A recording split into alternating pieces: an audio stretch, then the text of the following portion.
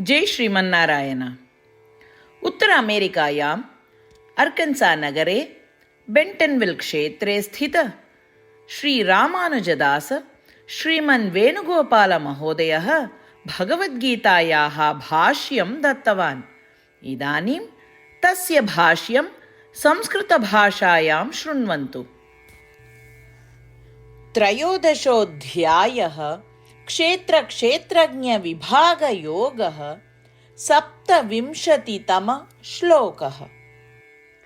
समं सर्वेषु भूतेषु तिष्ठन्तं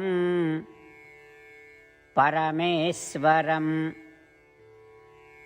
विनश्यत्सु अविनश्यन्तं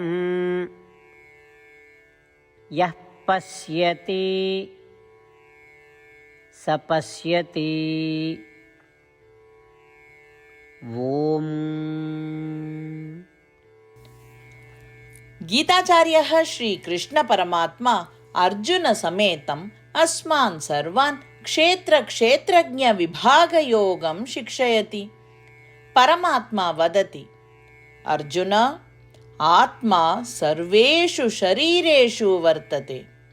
आत्मा शरीरे वसति तथा शरीरस्थम् इन्द्रियाणि मनः च नियन्त्रणं करोति। अतः एव आत्मा तु परमेश्वर इति उच्यते। शरीराणि भिन्नानि भवन्ति, परन्तु शरीरस्थ आत्मनः रूपम् एकमेव, ज्ञानस्वरूपम्।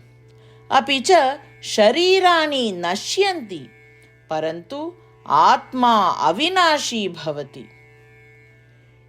एतस्य ज्ञानं येषां भवन्ति तेषामेव निजज्ञानं तथा यथार्थज्ञानं भवति। तथा ये शरीराणि आत्मानं च एवंविध ज्ञानेन पश्यन्ति ते एव निजद्रष्टारः इति ज्ञायन्ते। एवं श्रीकृष्ण परमात्मा शरीराणाम् आत्मनः च निजज्ञानम् अत्र वर्णयति। अतः यदा शरीराणि पश्यामः शरीराणि नश्यन्ति इति अवगच्छामः, परन्तु तेषु शरीरेषु स्थितस्य आत्मनः नाशः न भवति इत्यपि अवगच्छामः। यद्यपि शरीराणि भिन्नानि दृश्यन्ते, शरीरस्थ आत्मनः एकं रूपमेव भवति, ज्ञानरूपम्।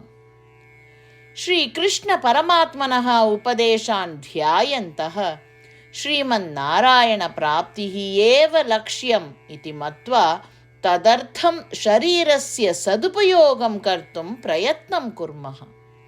श्रीमन्नारायणे शरणागतिं कुर्वन्तः वयं सर्वे श्रीकृष्ण परमात्मनः वचनानि अनुसरामः।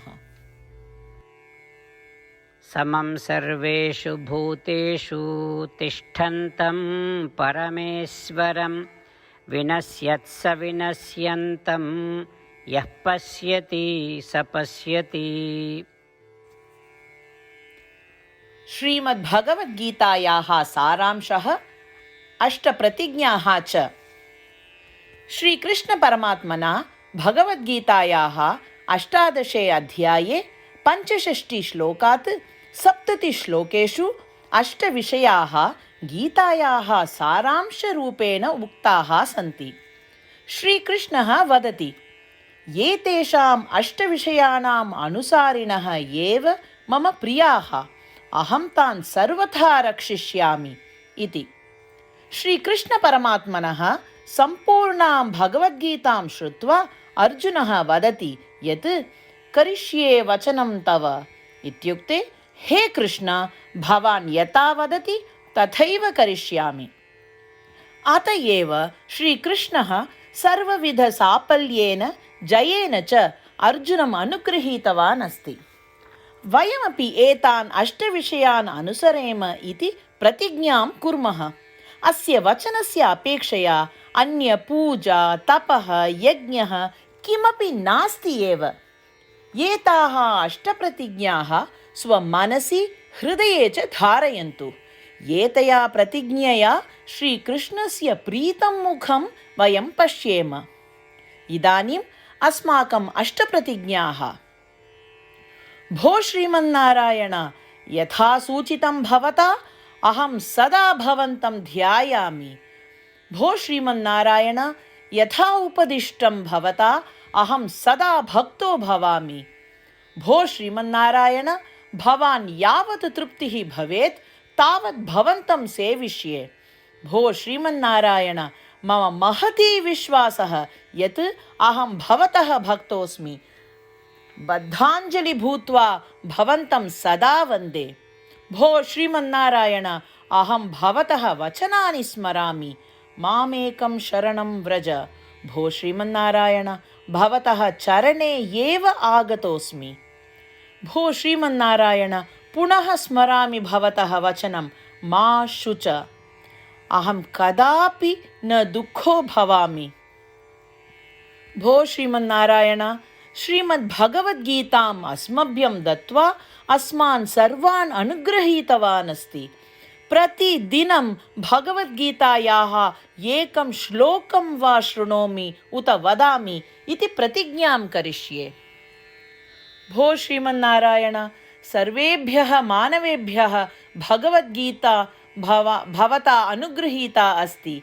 अज्ञातेभ्यः जनेभ्यः अपि एतां भगवद्गीतां नेतुं यतिष्ये। भो श्रीमन्नारायण, यथा भवता उक्तं तथा करिष्ये।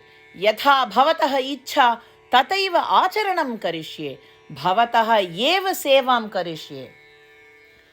यदि एवं श्रीमन्नारायणस्य वचनं पालयेम तर्हि तदेव प्रत्येकस्य पूजा भविष्यति। पूर्णविश्वासेन पुनः प्रतिज्ञां कुर्मः। भो श्रीमन्नारायण, करिष्ये वचनं तव। समं सर्वेषु भूतेषु तिष्ठन्तं परमेश्वरं विनश्यत्सु अविनश्यन्तं